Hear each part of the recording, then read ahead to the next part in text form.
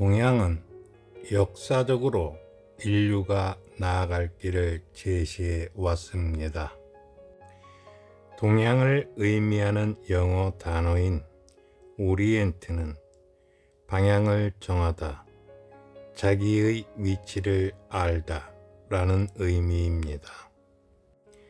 동양에서 시간을 표현하는 12가지 동물들의 12간지는 의미심장한 것입니다. 이것은 인간이란 시간 속에서 태어난 동물에 불과하다는 것을 보여줍니다. 용을 제외하고 11가지의 동물들은 실제로 존재하는 동물들입니다. 왜 12간지에 다른 동물도 아니고 실제로 존재하지도 않는 용을 집어넣었을까요? 그것은 시간이라는 수레바퀴 안에서 탈출할 수 있는 유일한 탈출구가 용이기 때문입니다. 인간은 동물에서 용으로 초월을 통해 변형되어야만 합니다.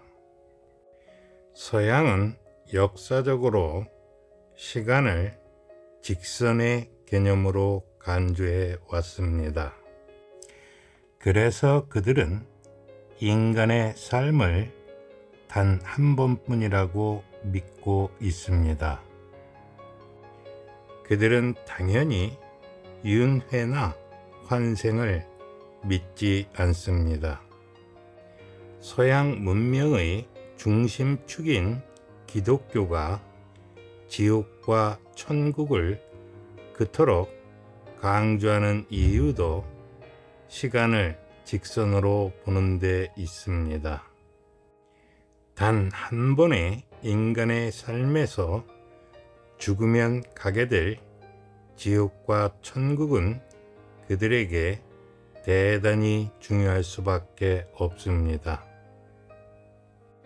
바로 이런 믿음 때문에 서양은 기독교의 성직자들이 사회, 정치, 문화, 경제 모든 것들을 중세시대에 지배할 수 있었던 것입니다.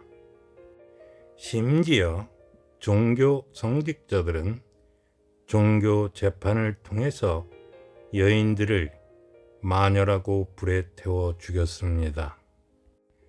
공산주의 사상의 아버지 마르크스의 자본론은 이런 직선의 개념의 시간 속에서 탄생한 책입니다. 동양에서 마르크스의 유물론이 많은 사람들에게 영향을 줄 수 있는 그 이유가 있습니다. 그것은 서양의 진보한 과학기술이 동양으로 들어오면서 기독교의 시간에 대한 직선 개념이 함께 들어왔기 때문입니다.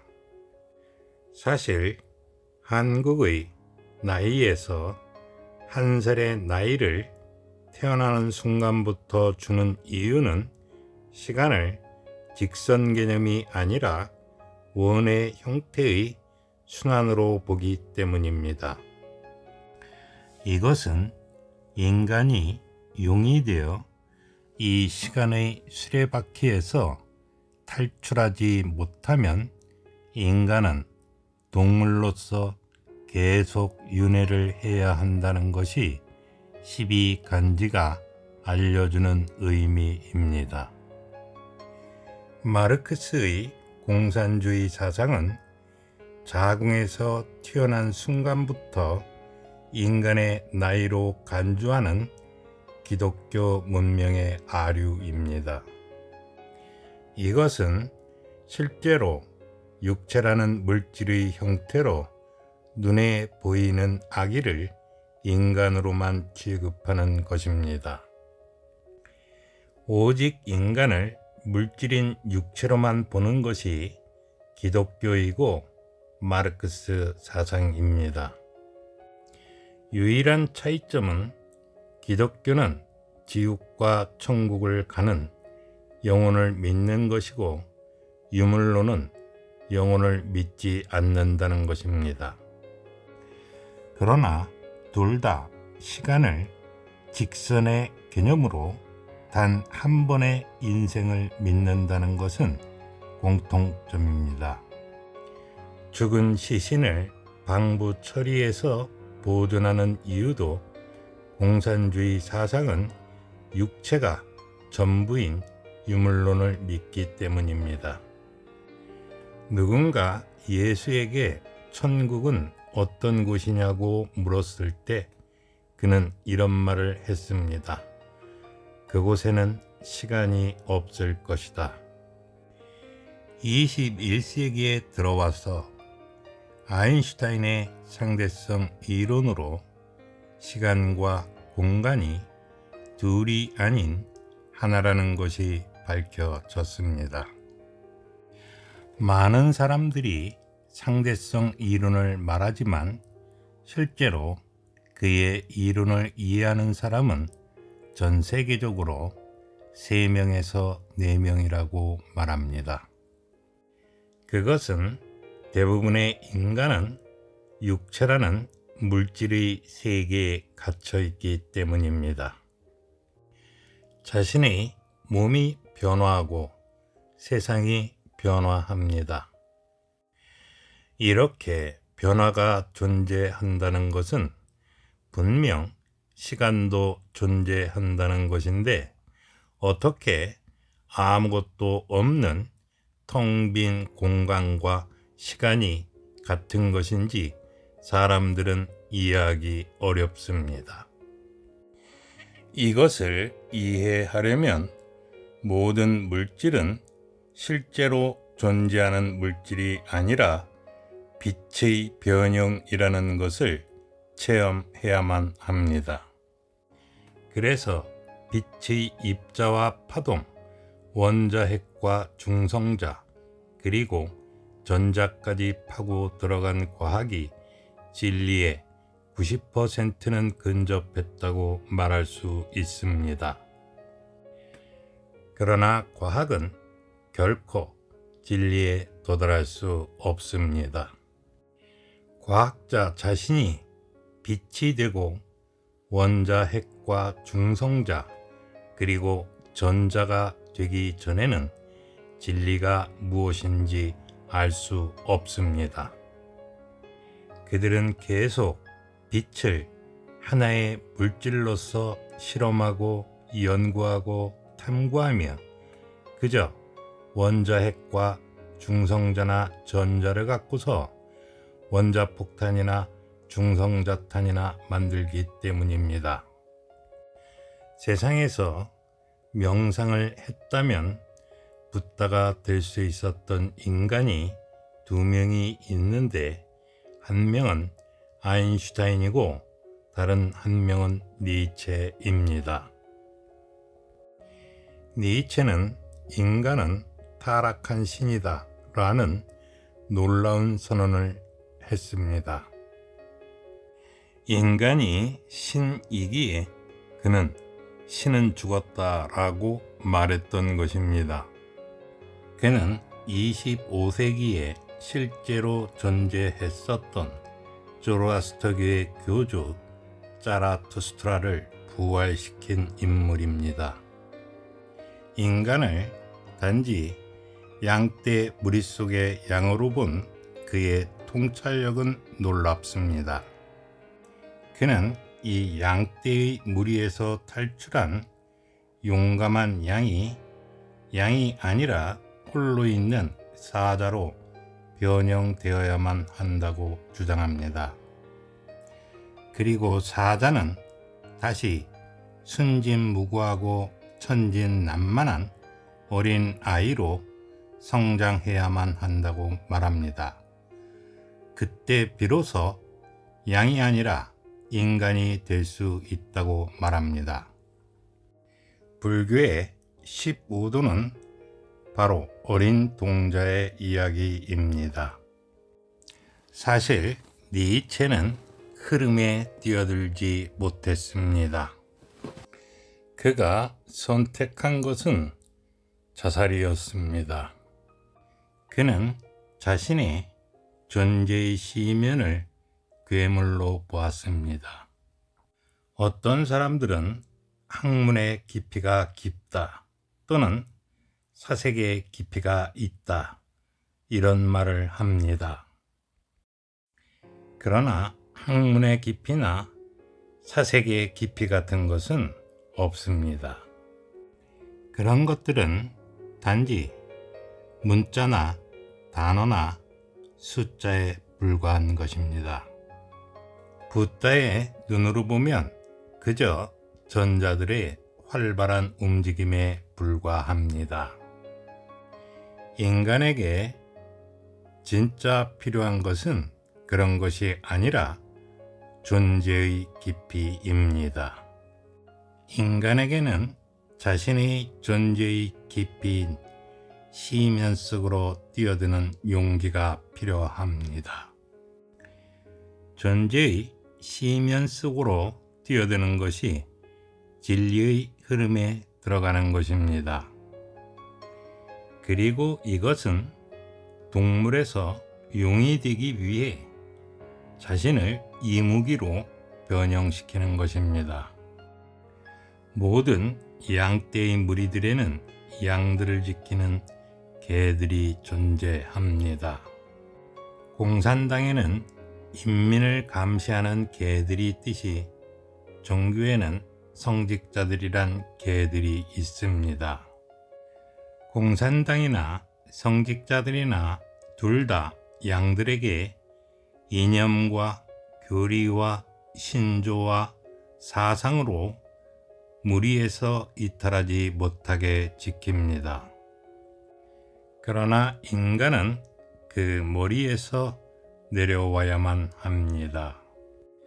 머리는 에고라는 자아가 있는 곳입니다. 그 머리에 달라붙어 있을 때 흐름 속에 뛰어들지 못합니다. 자신의 존재의 시면 속으로 뛰어드는 것은 머리에서 내려가는 것입니다. 그때 일어나는 일이 위로 떠오르며 마치 새처럼 올라가는 체험입니다.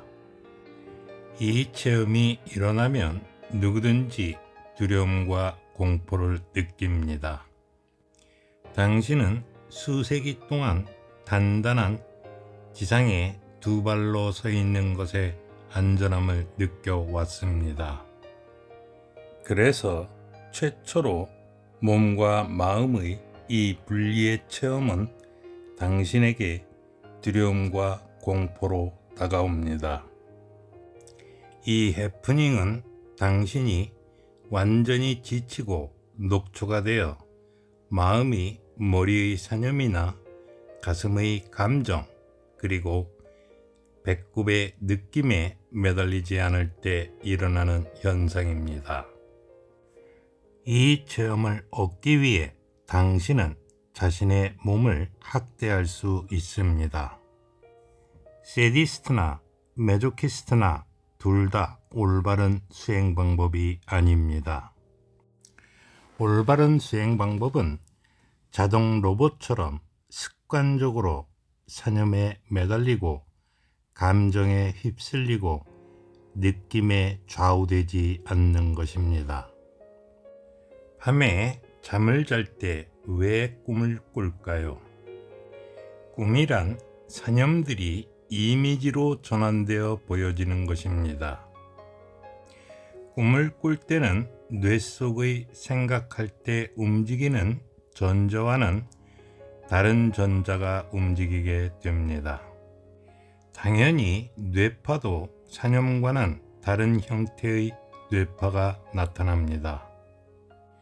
꿈이란 당신이 낮에 사념과 감정과 느낌을 계속 쫓아다녔기 때문에 밤에도 잠을 자면서 그것들을 쫓아다니는 현상입니다. 그러므로 꿈을 정복하려면 당신은 낮에 그것들을 쫓아다니는 습관적인 방법들을 버려야만 합니다. 이것은 사상과 이념에 철두철미한 공산당의 쇠뇌 교육을 받은 사람들이나 교리나 경전에 대한 지식이 많은 사람들이 하기 어려운 것입니다. 그들이 머리에서 내려오는 것은 거의 불가능합니다. 그들의 창조의 신은 자신들의 엄마의 자궁 속입니다. 그래서 그들에게는 생일이 중요합니다. 누구나 할 수 있는 방법은 몸의 모든 움직임에 집중하는 것입니다. 이 집중이 깨어 있음이며 자각입니다. 음식을 먹을 때 혀의 움직임과 손의 움직임에 집중해야 합니다. 길을 걸을 때 머리의 사념에 집중하지 말고 발의 움직임에만 집중해야 합니다. 이것은 대단히 어려운 것입니다. 당신은 단 한 번도 지금 여기에 현존한 적이 없기 때문에 쉽지가 않을 것입니다. 그러나 지금 여기에 현존하려는 그 노력이 당신을 지치고 녹초가 되게 만들 것입니다. 수행은 잠과 꿈을 초월하는 것입니다. 꿈은 자신이 육체라는 무의식 때문에 꾸는 것입니다. 어느 날 당신이 갑자기 붕 떠오르며 위로 서서히 올라가는 것이 일어나면 존재의 시면 속으로 뛰어들었다는 것을 의미합니다. 이 체험은 반복적으로 일어날 것입니다. 그 해프닝이 일어나는 숫자를 세는 것은 아무 의미도 없습니다. 이것은 겨우 흐름에 들어간 것에 불과합니다. 물론 흐름에 들어가는 것도 사회적인 동물로서 살아가는 다른 사람들에 비해 대단한 것입니다. 대부분의 사람들은 이런 신비로운 체험을 못합니다. 그러나 그들은 머리의 지식이나 생각으로 마치 모든 것을 알고 있듯이 말합니다. 그런 사람들에게 당신의 체험을 말하는 것은 현명한 행동이 아닙니다. 예수가 돼지들에게 진주 목걸이를 던지지 말라고 말한 것은 바로 이런 머릿속에 사는 사람들 때문입니다. 흐름에 들어가는 체험은 머리끝까지 올라간 다음에 내려올 때 그 숫자를 셀 수 있습니다. 사실 진짜 문제는 체험하는 당사자입니다. 어떤 사람들은 이 체험을 하면 확대 해석합니다. 어떤 이는 자신의 제3의 눈이 열렸다고 말하고 어떤 이는 자신은 아라한에 도달했다고 말합니다. 특히 체험한 사람이 성직자이거나 명상가일 때 그들의 확대 해석은 더욱 확장됩니다. 명상이나 경전의 지식을 갖고서 그들은 송불한 붓다가 됩니다. 내적 폭발이란 사토리 또는 일별을 체험하지 못했다면 단지 흐름에 들어간 것입니다.